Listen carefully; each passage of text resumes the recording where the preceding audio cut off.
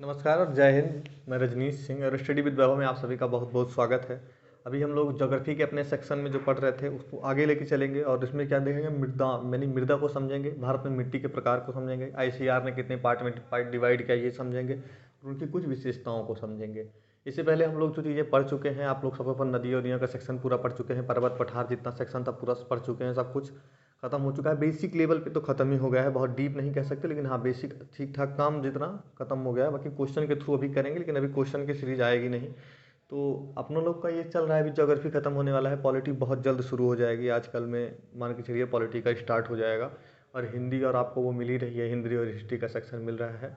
और प्रयास करेंगे कि रीजनिंग भी जल्दी से जल्दी थोड़ा बहुत चाहे कुछ भी करके रीजनिंग को भी ख़त्म ही करना है। 20-25 वीडियो लेकर रीजनिंग को भी नॉर्मल लेवल पे आपको हो जाएगा काम, जितने में आपका पेपर निकलने जितना काम हो जाए कर दिया जाएगा।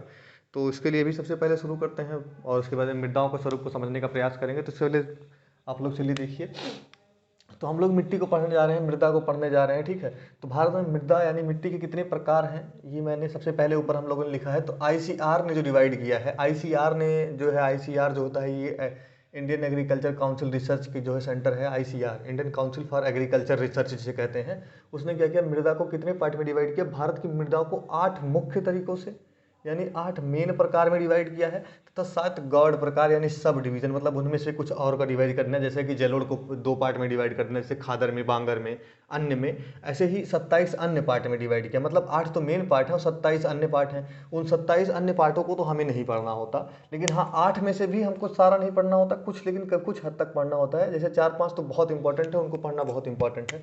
तो उन 8 में हम कैसे पढ़ेंगे, इन चीज़ों को समझना है। तो सबसे पहले हम लोग 8 में देख लेते हैं कौन कौन से पार्ट में इसको डिवाइड किया है। तो यहाँ लिखा है सबसे ऊपर है जलोढ़ मृदा, फिर क्या है लाल मृदा, उसके बाद में कौन सी है काली मृदा, उसके बाद में क्या है लेटराइट मृदा, देन क्या है मरुस्थल है, उसके बाद पर्वतीय मृदा है, देन क्या है पीट है, और उसके बाद क्या है लवणीय और क्षारीय मृदा है। और इसी तरह से हम लोग इसको पढ़ते चले जाएंगे। सबसे पहले आप लोग देख रहे हैं जलोढ़ मृदा, ठीक है। तो मृदा को हम लोग चलते हैं देखते हैं। तो जलोढ़ मृदा है या कोई भी मृदा हो, सबसे पहले पूछ लेता है, एक क्वेश्चन पेपर में बन के आता है कि अगर मृदा है और उपजाऊ है तो बताइए कि कृषि के लिए सबसे उपयुक्त मृदा का पीएच क्या होना चाहिए। तो वो होता है 6 से 7.5 के बीच में। ये डायरेक्ट क्वेश्चन पेपर में पूछता है, 6 से 7.5 पीएच वैल्यू के ऊपर होता है। और पीएच वैल्यू का मतलब क्या होता है, हाइड्रोजन आयन की संख्या निकालना, यानी किसी मिट्टी में कितने % हाइड्रोजन के आयन हैं on the scale of 0 to 14। 0 से 14 के स्केल पे पीएच वैल्यू निकाली जाती है। हमेशा आपको पता होगा 7 पे उदासीन होता है। तो अगर 6 से 7.5 के मध्य पाया जाता है तो इट मीन्स क्या है, ये मृदा कृषि के लिए उपयुक्त है। और इसी के आधार पे मृदाओं का भी कभी कभी किया जाता है साइंटिफिक रूप से, जो मृदा का किया जाता है कि कौन सी मृदा जलोढ़ में जाएगी, कौन सी लाल में, कौन सी काली में, कौन सी लेटराइट में, कौन सी मरुस्थल में। वो इसका आधार लगभग कुछ पीएच ही होता है, ठीक है। तो अभी हम लोग क्या पढ़ने वाले हैं, सबसे पहले जलोढ़ को देखते हैं। जलोढ़ के बारे में आप लोग 1-2 पॉइंट, जो बहुत होगा, बहुत कम शब्दों में हम लोग इसको समझने वाले हैं, 1-2 पॉइंट इसका लिखते हैं, बहुत इंपॉर्टेंट जो होता है। तो सबसे पहले लिख लीजिए कि जलोढ़ के 1-2 और नाम होते हैं। नंबर 1 जलोढ़ का नाम क्या हो जाता है, इसे कछारी मृदा कह देते हैं, ठीक है।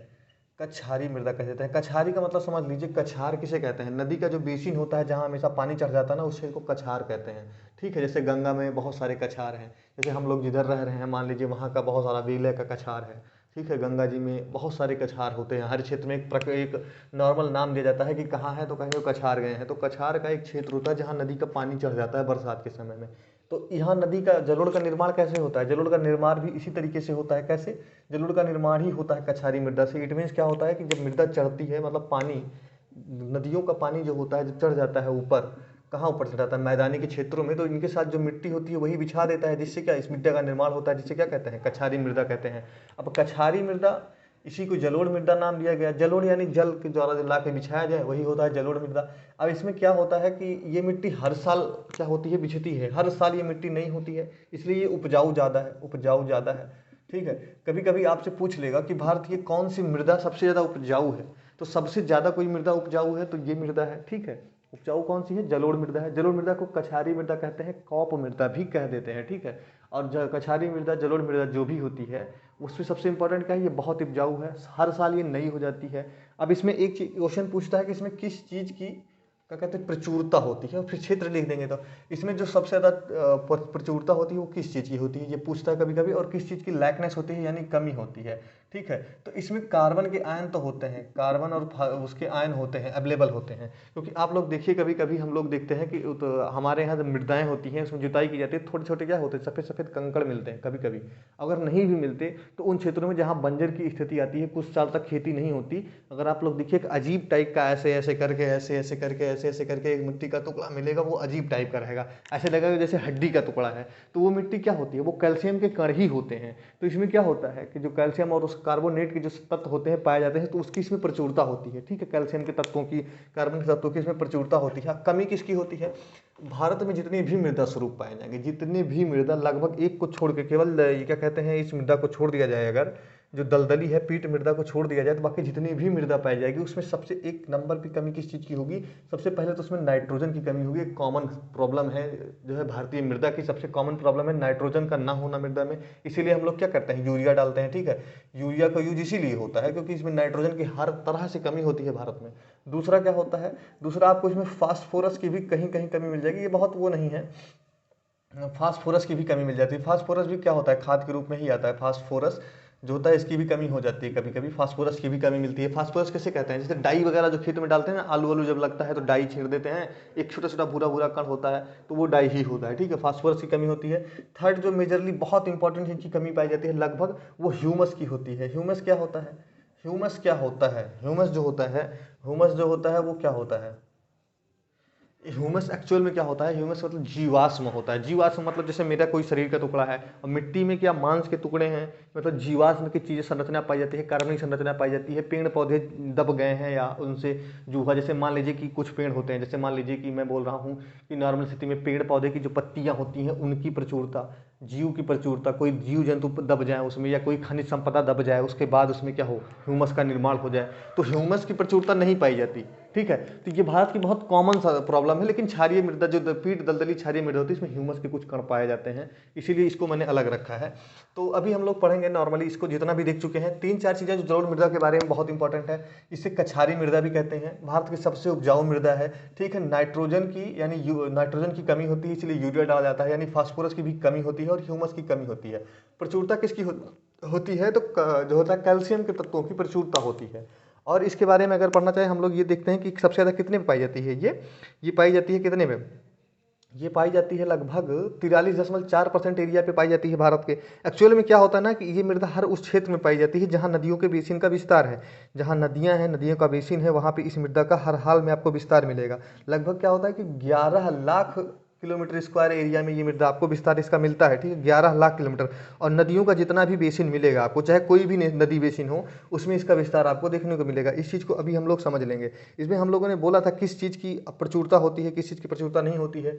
मैंने बोला एक चीज़ आपको कि जो है कार्बन, जो ये कैल्शियम के तत्व होते हैं, जो चूना का तत्व होता है, इसकी प्रचुरता होती है। याद रखिएगा, चूने के कण इसमें मिलते भी हैं। मैंने आपको बोल दिया कि एक अजीब टाइप की संरचना, अगर अपने यहाँ हम उत्तर प्रदेश में जहाँ रह रहे हैं इसी क्षेत्र में देखते हैं, तो कहीं भी टूर जो होता है ना, उस क्षेत्र में आप अजीब टाइप की एक मिट्टी का प्रारूप देखेंगे, वो आपको देखने में लगेगा जैसे हड्डी का टुकड़ा है, बट हड्डी का टुकड़ा नहीं है, वो एक्चुअल में कैल्शियम रहता है।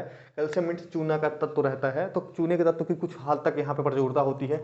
इसीलिए अभी जहाँ ज़्यादा सिंचाई की जाती है वहाँ पे जब क्या होता है, राकड़ प्रकार की श्रृंखला का निर्माण होता है। इट मीन्स जब ऊपर की मुलायम परत हट जाती है ना, तो उसमें सफ़ेद सफ़ेद परत दिखती है, सफ़ेद एकदम सफ़ेद मिट्टी दिखेगी वो।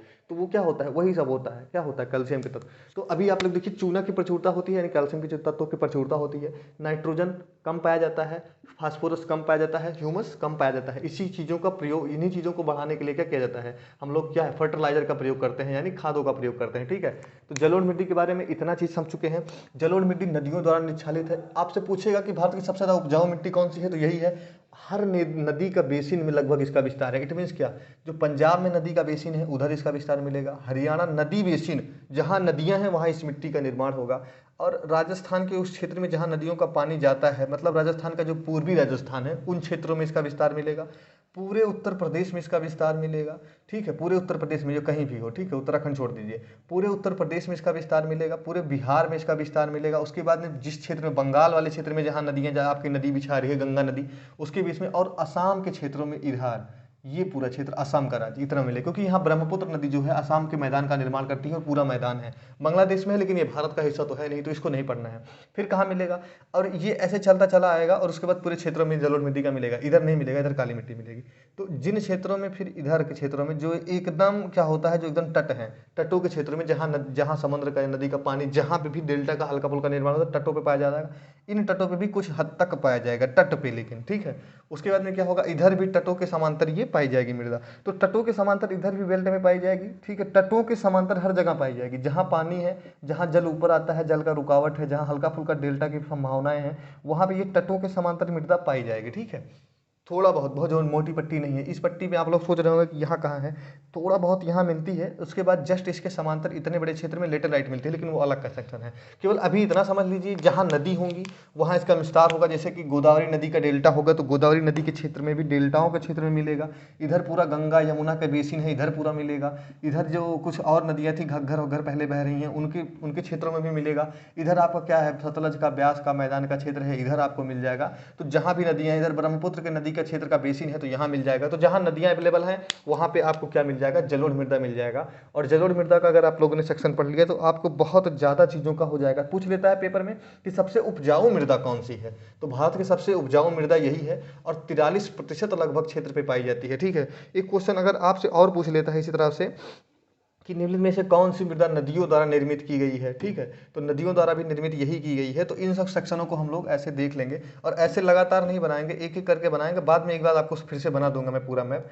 अभी समझने के लिए आप ऐसे समझ लीजिए। तो इसको समझ चुके हैं, इसको हम मिटा दे रहे हैं। इसमें जितना पॉइंट अगर आप लोग नोट कर लिए होंगे, जितना हमने बोला, तो आपके लिए बहुत काम का है, इससे ज़्यादा आपको पूछेगा नहीं, ठीक है। एक मेजर समस्या जो है आपकी निपट जाएगी, इससे ख़त्म हो जाएगी और उसके बाद में आपकी चीज़ें जो हैं ये ईजी हो जाएंगी। इसके बाद हम लोग कौन सी मृदा को पढ़ते हैं, लाल मृदा को हम लोगों को पढ़ना है। लाल मृदा हमने लिखा है कि 18.6% पे जो मृदा पाई जाती है भारत में, वो कौन सी मृदा पाई जाती है, लाल मृदा पाई जाती है, ठीक है।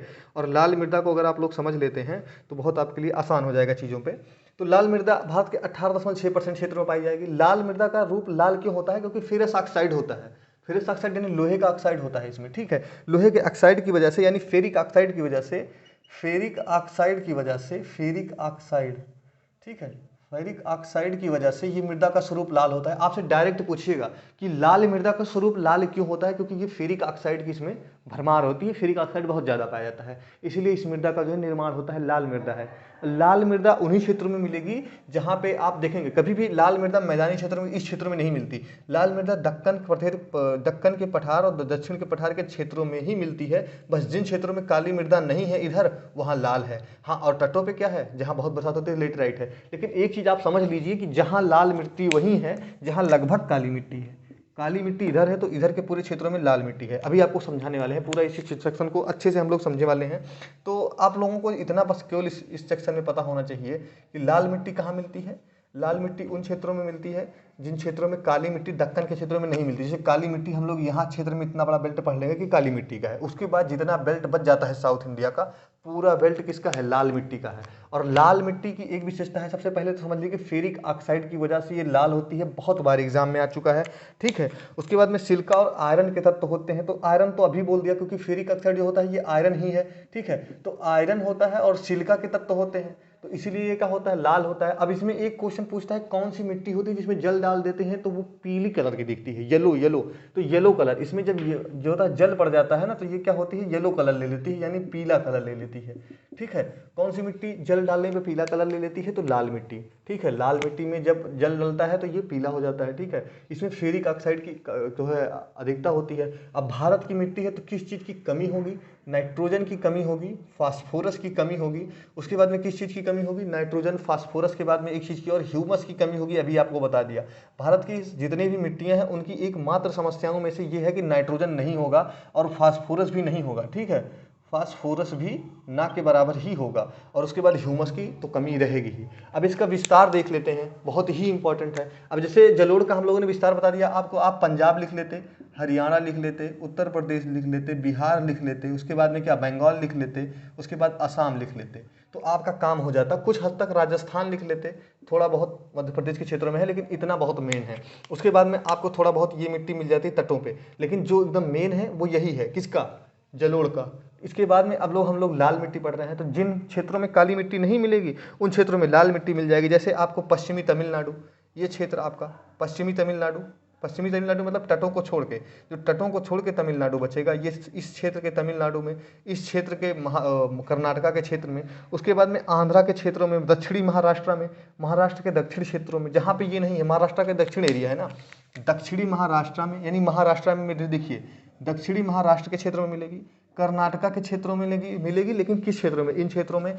और इसके ऊपरी क्षेत्रों में, तमिलनाडु इधर पड़ता है ना, तमिलनाडु के ऊपरी क्षेत्रों में, इट मीन्स तमिलनाडु के पश्चिमी क्षेत्रों में, तो क्या हो, तमिलनाडु भी हो गया, इसकी लपेट में आपका आंध्रा भी आएगा, इसकी लपेट में आपका छत्तीसगढ़ भी आएगा, इसी की लपेट में आपका ओडिशा के कुछ क्षेत्र भी आएंगे। तो लगभग इतना क्षेत्र जो आपका हो जाता है लाल मिट्टी का हो जाता है। लगभग ओडिशा, झारखंड, तेलंगाना, छत्तीसगढ़, इसमें तेलंगाना भी पड़ जाएगा आपका, टीजी भी पड़ जाएगा। तो लगभग वो सभी राज्य हैं। बस हाँ, अगर मेजरली पूछा जाएगा तो मेजर नहीं है, मेजर क्षेत्र इसका क्या है, तमिलनाडु का है, तेलंगाना का है, आंध्रा का है, कुछ क्षेत्र कर्नाटका का है। उसके बाद में ये बेल्ट क्या होती है, उड़ीसा के क्षेत्रों में भी इसकी बेल्ट है, छत्तीसगढ़ के क्षेत्रों में भी बेल्ट है इसका, तो आंध्रा के क्षेत्र में भी है, तेलंगाना के भी क्षेत्र में है। ठीक है, मुख्यतः विस्तार नहीं है। तो मुख्यतः विस्तार अगर आप काली मिट्टी का दिमाग में रखेंगे कि काली मिट्टी का सबसे ज़्यादा विस्तार महाराष्ट्र में है, कुछ हद तक गुजरात में है, थोड़ा बहुत क्या है एमपी में है, उसके बाद में इन क्षेत्रों में कुछ महत्व पकड़ा है, उसके बाद भी काली मिट्टी का विस्तार है। लेकिन वो अगर आप मैप डाउनलोड करते हैं तो आपको समझ में आएगा कि काली मिट्टी में यही समझा दे रहा हूँ, उसके बाद काली मिट्टी पे फिर से जाएंगे। लाल मिट्टी हम लोग समझ के लिए काली मिट्टी को समझना बहुत जरूरी है। उसके बाद काली मिट्टी इन क्षेत्रों में, गारो, खासी, जयंतिया की पहाड़ियों के क्षेत्रों में पाई जाएगी काली मिट्टी, और उस जगह पाई जाएगी जहाँ बहुत ज़्यादा पहाड़ होंगे उसके क्षेत्रों में पाई जाती है। अभी क्या हम लोग समझ रहे थे, सबसे पहले लाल मिट्टी को समझ रहे थे। तो लाल मिट्टी के लिए जितना हमको पढ़ना था हम लोग अभी पढ़े कि लाल मिट्टी में किस चीज़ की प्रचुरता होती है, फेरिक ऑक्साइड की क्या कहते हैं प्रचुरता होती है। कमी किस चीज़ की होती है, जो भारत के लगभग सभी मृदाओं में कमी होती है, कौन कौन सी, नाइट्रोजन की, फास्फोरस की, और कौन सी चीज़ की, एक होती है ह्यूमस की कमी होती है। इसका विस्तार देख लीजिए कितने पे है लाल का, 18.6% का। तो पेपर में आएगा कि मिट्टी के क्रम को बिठाइए, कौन सा क्रम की मिट्टी कहाँ पाई जाती है। सबसे पहले कौन सी होगी, जलोढ़ होगी, फिर लाल होगी, फिर काली होगी। आप कंफ्यूज होंगे काली और लाल में, लेकिन इतना समझ के चलिए कि काली मिट्टी उन्हीं क्षेत्रों में पाई जाती है जहाँ ज्वालामुखी उद्गार से पट्टी का निर्माण हुआ है, या जहाँ कभी भी आपका आर्कियन क्रम की चट्टाने हैं, मतलब जहाँ ज्वालामुखी निर्मित चट्टाने हैं या ज्वालामुखी का उद्गार हुआ था, उन्हीं क्षेत्रों में काली मिट्टी का निर्माण होता है। काली मिट्टी का सेक्शन हम लोग देख रहे हैं। तो काली मिट्टी को कपासी मिट्टी भी कहते हैं, रेगुर मिट्टी भी कहते हैं। तो सबसे पहले काली मिट्टी को देख लेते हैं, उसके बाद तीनों कई बार मिला के पढ़ लेते हैं। बहुत ही इंपॉर्टेंट है, काली मिट्टी को समझना बहुत इंपॉर्टेंट है आप लोगों के लिए। तो काली मिट्टी यानी ब्लैक सॉइल को हम लोग पढ़ रहे हैं। तो काली मिट्टी हमको पता है 15.2% के भारत के क्षेत्रफल में पाई जाती है। तो काली मिट्टी की विशेषता क्या है, 4-5 विशेषता लिख लेते हैं। सबसे पहले काली मिट्टी क्या होती है, काली मिट्टी में भी लौह कण ज़्यादा पाए जाते हैं। ठीक है, लौह के ऑक्साइड इसमें भी होते हैं। लेकिन सबसे इंपॉर्टेंट काली मिट्टी में क्या हो जाता है कि इसका विस्तार सबसे ज़्यादा कहाँ है, सबसे ज़्यादा विस्तार इसका महाराष्ट्र में है। काली मिट्टी को हम लोग कपासी मिट्टी भी कहते हैं। कौन सी मिट्टी कह देते हैं, कपासी मिट्टी भी कह देते हैं। ठीक है, इसका और भी नाम होता है, इसे रेगुर मृदा भी कह दिया जाता है काली मिट्टी को। काली मिट्टी का और अन्य नाम भी है, काली मिट्टी का एक अन्य नाम आपको मिल जाएगा जो है इतना इसका नाम हो जाता है। अब देखिए इसका निर्माण कैसे हुआ है, इसके निर्माण की वजह से इसको क्या कहते हैं, इसको लार्वा मृदा, लावा का मृदा भी कह देते हैं, इसे स्वतः निर्मित मृदा भी कहते हैं, इसके स्वतः जुताई वाली मृदा कहते हैं। बहुत सारे नाम है, बहुत इंपॉर्टेंट है ये। अब सबसे इंपॉर्टेंट देखिए इसका जो है, इस मिट्टी का जो निर्माण हुआ है किससे हुआ है, ज्वालामुखी उद्गार से जो क्या होता है, लावा का निर्माण होता है ना, लावा। अब लावा के ठंडे होने से इसका निर्माण हुआ है। अब आप लोग समझिए, कोई चीज़ जल रही है, जैसे मान लीजिए कोयला जला है, कोयला बहुत तेज जल गया। अब आप लोग या कोई भी घर जल गया, कुछ भी जल गया, आप उस पर जब पानी डालेंगे तो जब ठंडा हो जाएगा वो तो कैसा कलर लेगा, वो ब्लैक कलर लेगा। तो इसलिए ये मिट्टी क्या होती है, काली मिट्टी होती है। एक अपने दिमाग में रखने के लिए रख लीजिए कि ये लावा है, और लावा इट मीन्स राखी ही समझ लीजिए कि बुझने वाली राखी है। तो जब ये बुझेगी तो राखी का कलर लेगा। राखी कौन से कलर की होती है, ब्लैक होती है हल्का। तो ये मिट्टी भी हल्का ब्लैक होती है। सबसे बड़ी इंपॉर्टेंट चीज़ आपके लिए ये रख लीजिए कि ज्वालामुखी उद्गार से निर्मित हुई है, लावा से निर्मित हुई है, इसीलिए कैसी मिट्टी है, काली मिट्टी है। इसका विस्तार दक्कन के ट्रैप के क्षेत्रों में क्यों मिलता है। जब हम लोग दक्कन के ट्रैप को पढ़ रहे थे तो हम लोगों ने ये पढ़ा था कि जब दक्कन का ट्रैप रीयूनियन द्वीप से गुजर रहा था, इट मीन्स एक ऐसे पिंड के ऊपर से गुजरा जो कि ज्वालामुखी पिंड था, तो इसमें ज्वालामुखी के कण आ गए, यानी ज्वालामुखी का एक हिस्सा इसमें आया, ज्वालामुखी के चपेट में ये क्षेत्र आ गया, और इससे इस परत का निर्माण हुआ। अब इस परत का सबसे ज़्यादा विस्तार हम लोगों ने पढ़ा था महाराष्ट्र में, कुछ हद तक एमपी में, थोड़ा बहुत गुजरात में, और थोड़ा बहुत नीचे और पढ़े थे कर्नाटका के क्षेत्रों में। तो इन्हीं क्षेत्रों में काली मिट्टी का निर्माण भी मिलेगा। और भी कुछ क्षेत्रों में मिलता है, जैसे यहाँ पे मिलता है, गारो खासी जैंतिया की पहाड़ियों पे मिलता है, याद है, बहुत इंपॉर्टेंट लिख लीजिएगा। इधर राजमहल की पहाड़ियों के क्षेत्रों में भी इसका कुछ विस्तार मिलता है। तो हम लोगों को जब काली मिट्टी पढ़ रहे हैं तो सबसे पहले ये समझ लीजिए कि लावा से निर्मित हुई है, भारत के लगभग क्या होता है 15.2% क्षेत्र पे पाई जाती है। इसके नाम है कपासी मृदा कहते हैं, इसे रेगुर मृदा कहते हैं। अब ये मृदा क्या होती है, सबसे ज्यादा, एक क्वेश्चन पूछता है कि ऐसी कौन सी मृदा है जो सबसे ज्यादा जल ग्रहण कर सकती है, तो जल ग्रहण करने में सबसे आगे है ये मृदा। ये मृदा क्या करती है, अगर इसमें ये सूखेगी तो इसमें दरारें आ जाएंगी, इतनी बड़ी बड़ी दरारें आ जाएंगी। आप लोग अगर मैप पे देख लीजिएगा कभी निकाल के, इतनी बढ़िया बढ़िया दरारें आ जाएंगी, अगर आप पैर डालें तो पैर चला जाए आपका। तो इसमें दरारें आ जाती हैं, जिससे जब बरसात होती है तो सीधा दरारों में घुस जाती है बरसात, तो इसमें पानी बहुत नीचे तक चला जाता है, ठीक है। लेकिन जब यही मृदा जब पानी पा जाती है तो बहुत ज़्यादा दलदली हो जाती है, मतलब इतने दलदली हो जाएगी जैसे आटा समझ लीजिए, बहुत दलदली मृदा का रूप ले लेगी। मतलब एक प्रकार से जादुई मृदा है कि ये तुरंत क्या होती है, गीली भी हो जाती है और तुरंत सूखती भी है। और इसमें मृदा स्थिरता क्यों होगी, क्योंकि जो मृदा ज़्यादा नीचे तक जिसमें खुदाई होगी उसमें ज़्यादा नीचे तक जल जाएगा, तो उसमें क्या होगा, जल की मात्रा ज़्यादा होगी, तो जल की ज़्यादा मात्रा को ये सूखती है, जल ग्रहण क्षमता ज़्यादा है। अब इसमें दरारें पड़ जाती हैं, इसलिए स्वतः जुताई वाली मृदा यही है, मतलब ये ऐसी मृदा जो स्वतः जुताई कर लेती है, यानी खुद खुल जाती है, खुलबद्ध हो जाती है, तो उस मृदा को क्या कहते हैं, स्वतः जुताई वाली मृदा कहते हैं। इसमें कपास की खेती अच्छी होती है, इसलिए इसे कपासी मृदा कहते हैं। अब भारत में जो मृदा का मेन स्वरूप है कि मृदा में, अभी मैंने आपको बोला कि इसमें क्या होगा कि जितनी भी भारत की मृदा मिलेंगी आपको, जो भी मृदा मिलेगी उसमें एक चीज़ नाइट्रोजन की, फास्फोरस की, ठीक है, नाइट्रोजन की, फास्फोरस की, उसके बाद में किस चीज़ की, ह्यूमस की जो है आपको कमी मिलेगी। तीन चीज़ की हमेशा कमी मिलेगी, इसको भी आप लोग नोट डाउन मान लीजिएगा। और किस चीज़ की इसमें जो है पूर्णता होगी, तो इसमें नंबर 1 आपको मिलेगा लोहे की, लोहे के कण यानी Fe के कण, लोहे का कण। नंबर 2 आपका चूने का कण। नंबर 3 इसमें लोहा चूना ये हो गया। और उसके बाद में एक चीज़ और होता है मैग्नेटिक कार्बोनेट जो होता है, मैग्नेटिक एल्यूमिनियम, पोटास, इन चीज़ों की, तो ये सब एक दूसरे के तत्व है, मैग्नेटाइट, ये सब लोहे के अयस्क हैं। तो आप लोह अयस्क की अगर इसमें प्रचुरता होती है और चूने की थोड़ा बहुत प्रचुरता होती है, इतना याद रखते हैं तो आपका काम हो जाएगा। अब देख लीजिए, आपको पता है कि क्या कमी होती है, नाइट्रोजन, फास्फोरस, ह्यूमस एक कॉमन कमी है। किस चीज़ की आवश्यकता है, लोहे के जो कण होते हैं वो इसमें ज़्यादा होते हैं, चूने के कण ज़्यादा होते हैं, पोटास के भी कण ज़्यादा होते हैं, लेकिन हमसे ज़्यादा इंपॉर्टेंट नहीं है वो। इस मृदा को रेगुड़ मृदा कहते हैं, क्या कहते हैं, लावा मृदा भी कहते हैं, ठीक है, ज्वाला से निर्माण हुआ है। इसे कपासी मृदा कहते हैं, स्वतः जुताई वाली मृदा कहते हैं, जल ग्रहण क्षमता सबसे ज़्यादा है, ठीक है। और बहुत कुछ इसके बारे में जितना इंपॉर्टेंट पढ़ना था हम लोग पढ़ चुके हैं। दक्कन के ट्रैप पे इसका निर्माण हुआ है, हम लोग पढ़ ही चुके हैं। काला रंग इसका जो होता है मैग्नेटाइट एवं जीवाश्म की उपस्थिति के कारण होता है, किसके, टिटेनीफेरस मैग्नेटाइट एक अयस्क होता है, टिटेनीफेरस, अगर मैं लिख दे रहा हूँ आपको, टिटेनीफेरस और मैग्नेटाइट, इसका जो होता है टिटेनीफेरस और मैग्नेटाइट। अब इसको अगर आप लोग लिखना चाहे साइंटिफिक रूल में तो क्या लिख ले कि टिटेनीफेरस मैग्नेटाइट की वजह से इसका जो रंग होता है वो ब्लैक होता है, या डायरेक्ट याद रखिए कि लावा से निर्मित है इसलिए इसका रंग जो होता है ब्लैक होता है, या इसको ऐसे याद रखिए कि लौह अयस्क की अधिकता होती है इसलिए इसका रंग लाल होता है, अरे मतलब काला होता है। इतना हम लोग पढ़ चुके हैं। अब इसके बाद जो बचता है मरुस्थल मृदा या पर्वतीय मृदा, पीठ मृदा, दलदल मृदा, नहीं ज़्यादा इंपॉर्टेंट नहीं हो जाता। एक दो चीज़ें हाँ उसमें छूट गई, उसको हम लोगों को थोड़ा देख लेना चाहिए था।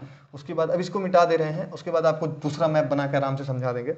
एक चीज़ आपको छूट गई थी, कौन सी मृदा, जलोढ़ मृदा में एक दो मृदा हम लोग उसको पढ़ भी चुके हैं लेकिन फिर से देख ले रहे हैं। जलोढ़ मृदा में पुरानी जलोढ़ को क्या कहते हैं, पुरानी जलोढ़ को कह देते हैं बांगर, और नई जलोढ़ को कह देते हैं खादर, ठीक है। ये चीज़ छूट रही थी आप लोगों ने।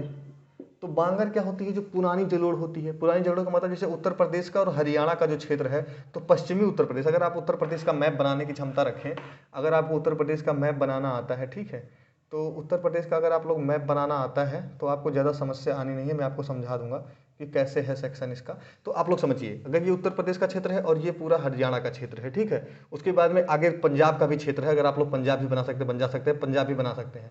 ऐसा क्षेत्र जहाँ पे मृदा हर साल अपना मतलब जैसे जो नदियाँ हैं हर साल जल नहीं बिछाती, इट मीन जहाँ हर साल बाढ़ नहीं आती, इन क्षेत्रों में हर साल बाढ़ नहीं आती। हरियाणा के क्षेत्रों में बाढ़ नहीं आती, पंजाब के क्षेत्रों में बाढ़ नहीं आती, बट इसका निर्माण किसने किया, नदियों ने ही किया। कभी क्या हुआ, कभी पुराने समय में या 30 साल पहले, 40 साल पहले कभी यहाँ बाढ़ आ गई, इस क्षेत्र में कभी 40 साल 50 साल पहले बाढ़ आ गई, या इन क्षेत्रों में कभी भी बाढ़ आई, तो बाढ़ से निर्मित तो हुई ये मृदा, लेकिन क्या हुआ, ये 30-40 साल पहले मृदा निर्मित हुई, इसलिए इस मृदा को क्या कह देंगे, बांगर मृदा कह देंगे, यानी कम उपजाऊ है ऐसी मृदा जो हर साल नई नहीं हो रही है। खादर मृदा कौन सी है, ऐसी मृदा जो हर साल नई हो जा रही है, जहाँ हर साल बाढ़ आ जाती है। एग्जाम्पल के लिए जब आप लोग पूर्वी उत्तर प्रदेश पढ़ते हैं तो पूर्वी उत्तर प्रदेश के जो है क्षेत्र जो बिहार से लगा हुआ है वहाँ हर साल बरसात होती है, ठीक है, और वहाँ क्या होगा, हर साल बाढ़ आएगी।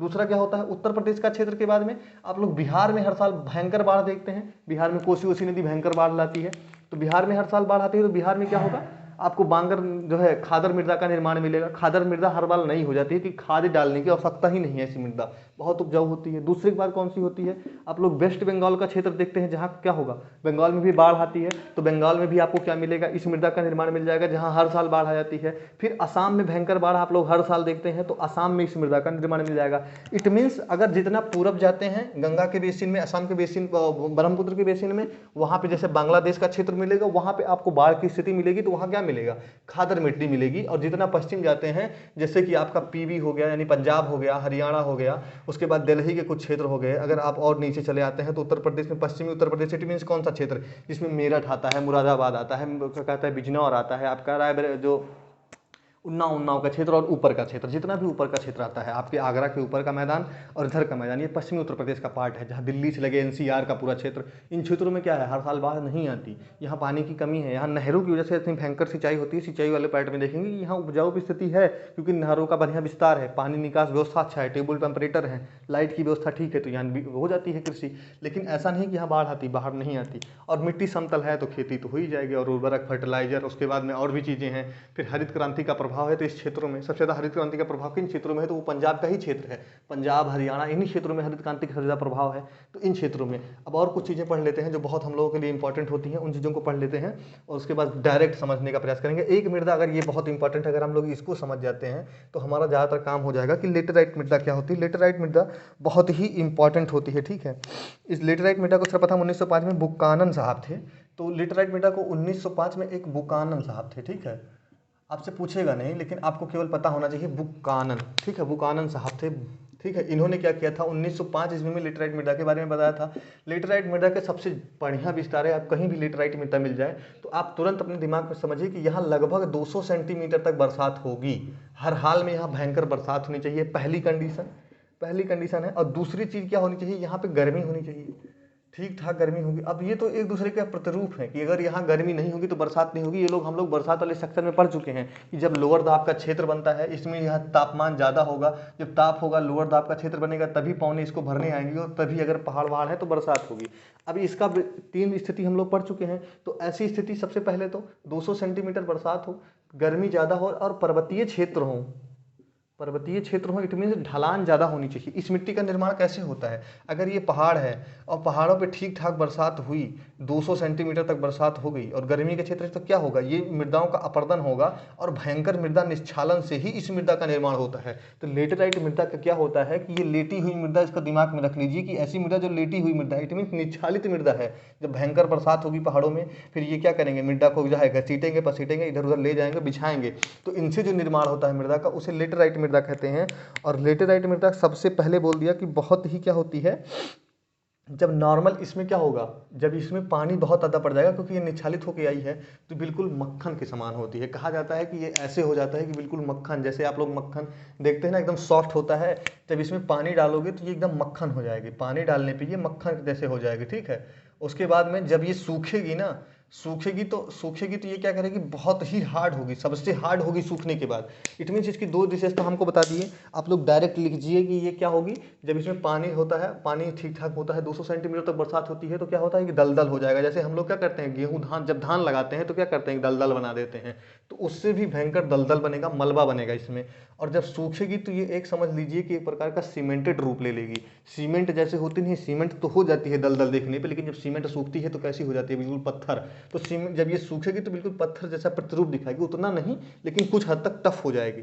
इसीलिए इस मिट्टी को क्या करते हैं, ईंट बनाने के लिए सबसे जो है उपयुक्त मिट्टी है ईंट बनाने के लिए। कहा जाता है कि अगर इसका ईंट बनाते हैं, समझ लीजिए पत्थर से जुड़ाई हो रही है घर की, तो ईंट बनाने के लिए सबसे शुद्ध मिट्टी है, ठीक है, निच्छालित मिट्टी है, ठीक है। सूखेगी तो क्या होगी, बहुत टफ हो जाएगी।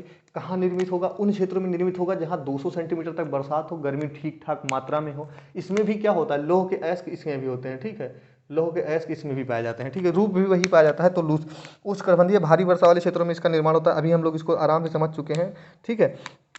लौह के ऑक्साइड, एल्यूमिनियम के ऑक्साइड, हम ये बोल रहे हैं ना कि अगर इसमें ऐसा गुण है तो इसमें लौह के ऑक्साइड पाए जाएंगे, और क्या होगा, एल्यूमिनियम के ऑक्साइड भी इसमें पाए जाएंगे। ये दो कण इसमें अधिक पाए जाएंगे। और एक भारत की जो सबसे मेजर प्रॉब्लम है मृदा की, वो क्या सी है, नाइट्रोजन की, फास्फोरस की, और कौन सी चीज़ की, नाइट्रोजन और फास्फोरस, और उसके बाद में एक चीज़ ह्यूमस की। इस तीन चीज़ की हर एक मृदा में कमी है, तो इसमें भी कमी होगी, ये कोई अलग से आया नहीं है। इतना अगर हम लोग पढ़ लेते हैं तो इसका उसके बाद में हम लोग भारत का मैप बना लेते हैं और विस्तार पढ़ लेते हैं। तो सबसे पहले तो आपको अगर इतना भी पता है कि भारत में किन क्षेत्रों में इतना अच्छी लेवल का जो है बरसात होता है, तभी आप लोग चीज़ों को बता सकते हैं, कोई दिक्कत नहीं होगी आपको। केवल आपको इतना पता हो कि भारत के किन कौन सा ऐसा क्षेत्र है जहाँ इतना अच्छा बरसात होता है, तो भी आप लोग इन चीज़ों को कर पाएंगे। तो बताइए कि भारत के किन क्षेत्रों में 200 सेंटीमीटर तक बरसात होती है और इतना गर्म है। तो सबसे पहले तो ये केरला के तट पे, इन तटों पे 200 सेंटीमीटर तक बरसात हो जाती है, और पहाड़ है तो ये निच्छालन भी होता है। तो सबसे पहले तो इन क्षेत्रों पे पाई जाती है, ठीक है। उसके बाद में कहाँ पाई जाती है, गारो खासी जनता की उल्टी साइड, जहाँ पे इसका ढलान होगा, उन क्षेत्रों में पाई जाती है। छोटा नागपुर के पठार का जो क्षेत्र होता है, इधर इधर वाला क्षेत्र होता है, इसमें भी पाई जाती है। तो बहुत लंबा हो गया, छोटा नागपुर पठार के इस क्षेत्रों में, इन क्षेत्रों में भी पाई जाती है, बहुत कम पाई जाती है। भारत पे लगभग 3% क्षेत्र पे ही इसका विस्तार है, 3.7% पे, लेकिन है विस्तार। तो आप लोग सबसे इंपॉर्टेंट ये वाला पार्ट हो जाता है कि केरला कर्नाटका का जो तट है, यानी जो मालाबार का तट है, कोंकण का तट है, उसके इन क्षेत्रों में यानी पश्चिमी क्षेत्रों में इसका विस्तार है। अब देख लीजिए, इसका विस्तार जहाँ पे है, यहीं पे कौन सी होती है, बागानी फसलें ज़्यादा उत्पादित होती हैं। तो ये बागानी फसलों के लिए बहुत उपयुक्त है। इट मीन जैसे क्या होता है, कहवा होता है, ठीक है, आपकी चाय होती है, और आपकी क्या होती है, नारियल वारियल की जो खेती जहाँ होती है। और कौन सी चीज़ है, कहवा, चाय, और ये कॉफ़ी, कॉफ़ी की खेती के लिए, बाकी और मसालों की खेती के लिए बहुत उपयुक्त है, केरला के क्षेत्रों में होती है। बाकी आपको ज़्यादा याद नहीं रखना, अभी इसको हम लोग खत्म करने वाले हैं बहुत तेज़ी के साथ। अब मरुस्थलीय मृदा क्या होती है, मरुस्थलीय शुष्क मृदा का निर्माण तभी होता है जिस क्षेत्र में 25% से कम बरसात होती है, जो कि राजस्थान का क्षेत्र है। केवल डायरेक्ट याद रखिए, मृदा के प्रूफ ये आपको ज़्यादा पढ़ना नहीं होता, ठीक है। इसमें क्या होता है कि मरुस्थलीय मृदा में आपको जब 25% से जब कम, कहीं 25 सेंटीमीटर से भी कम बरसात होती है, तो उस क्षेत्र में मरुस्थलीय मृदा का निर्माण होता है, ठीक है। इसमें किस चीज़ की जो है अधिकता होती है मरुस्थलीय मृदा में, सबसे पहले तो याद रखिए कि राजस्थान के क्षेत्रों में पाया जाता है। किस क्षेत्र में, अगर आप लोगों को राजस्थान का मैप हल्का फुल्का याद है, तो अगर ये राजस्थान बनता जाता है, तो राजस्थान के जो है अरावली के इधर वाली श्रृंखला में नहीं, अरावली की उल्टी साइड में, अरावली की उल्टी यानी पश्चिमी राजस्थान का जो क्षेत्र होता है, वहाँ पे इस मिट्टी का मरुस्थलीय मृदा, शुष्क मृदा का निर्माण है। क्यों, क्योंकि 25% से अगर कोई चीज़ क्षेत्र में कम बरसात होती है, तब इस मृदा के निर्माण होने की संभावनाएं रहती हैं। अब पानी अगर कम है इसमें, तो कौन कौन सी चीज़ों की जो है प्रचुरता रहेगी, कौन कौन सी चीज़ों की कमी रहेगी, आप लोगों को ये समझना बहुत ही जरूरी हो जाता है। तो सबसे पहले समझ लीजिए कि नाइट्रोजन इसमें कमी रहेगी, और जीवाश्म की, जो कि भारत की सबसे इंपॉर्टेंट कमी है, नाइट्रोजन की कमी रहेगी। और जीवाश्म की, ये तो मैंने आपको 10 जगह बता दिया कि नाइट्रोजन जीवाश्म भारत के लगभग लगभग मृदाओं में आपको कमी देखने को मिलती है, तो ये मिलेगी। और इसमें अधिकता होती है किस चीज़ की, एक चीज़ यहाँ अब इम्पॉर्टेंट है कि इस मिट्टी में फास्फोरस जो होता है उपलब्ध होता है, फास्फोरस उपलब्ध होता है। और एक चीज़ और उपलब्ध होता है, बताइए, और चूना, फास्फोरस और चूना के कण इसमें पाए जाते हैं, ठीक है। अब इसके लिए, इससे ज़्यादा इसमें समझना बिल्कुल चूतियापा होगा। सबसे पहले नाइट्रोजन को समझ लीजिए कि नाइट्रोजन और जीवाश्म की कमी है, और फास्फोरस और चूने की इसमें अधिकता होती है। भारत के राजस्थान के पश्चिमी क्षेत्रों में पाई जाती है, क्योंकि यहाँ बरसात 25% से कम होती है। इतना चीज़ों को हम लोग पढ़ चुके हैं, अब आराम से इसको छोड़ देते हैं और आगे बढ़ते हैं पर्वतीय मृदा की तरफ। पर्वतीय मृदा अगर आप लोग समझ सकते हैं, तो इसके बाद में चीज़ें खत्म हो जाएंगी।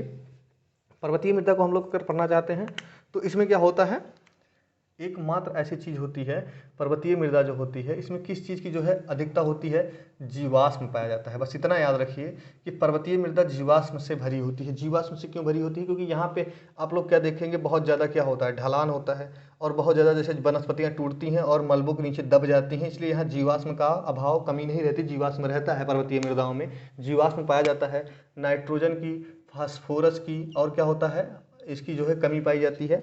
नाइट्रोजन फास्फोरस की कमी पाई जाएगी, ये इंपॉर्टेंट है, आप लोग इसको लिख लीजिएगा, ठीक है। और किन क्षेत्रों में पाई जाएगी, अब पर्वतीय मृदा पर्वतीय क्षेत्रों में ही पाई जाएगी, इसमें कौन सी बहुत बड़ी बात है। तो हिमालयन क्षेत्र में पाई जाएगी, हिमालय के कुछ क्षेत्रों में, एग्जाम्पल के लिए जैसे आप लोग हिमाचल प्रदेश लिख लीजिए, और उत्तराखंड लिख लीजिए, जम्मू एंड कश्मीर का क्षेत्र लिख लीजिए, ठीक है, अरुणाचल प्रदेश का क्षेत्र लिख लीजिए, ठीक है, नागालैंड का क्षेत्र लिख लीजिए, ठीक, मिजोरम का क्षेत्र लिख लीजिए, मेघालय का, मिजोरम के बाद मेघालय का कुछ क्षेत्र होता है, ऐसा नहीं, पहाड़ी वो भी है।